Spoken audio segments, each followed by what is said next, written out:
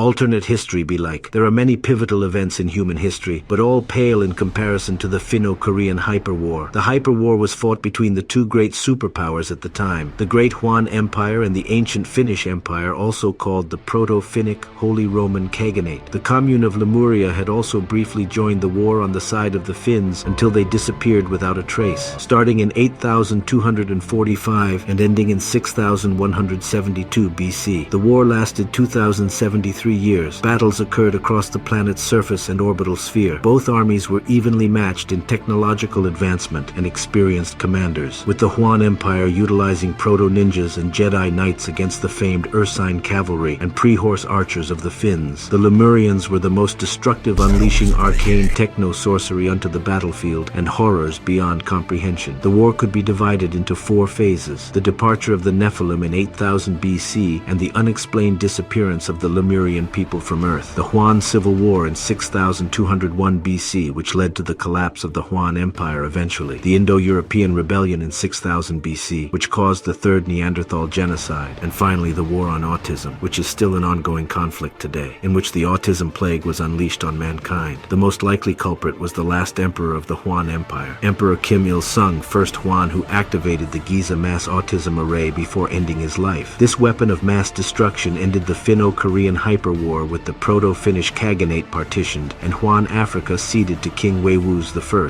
The war ended with heavy ground losses on both sides and the destruction of both empires' space fleets. Both empires also ceased to function, with future descendants of the ancient Finnish Empire having underdeveloped social skills and the descendants of the Huan Empire losing on average 3 inches of the penis length. The war would also destroy humanity's overall scientific advancement and wouldn't be reached again until pre-Diluvian Babylon.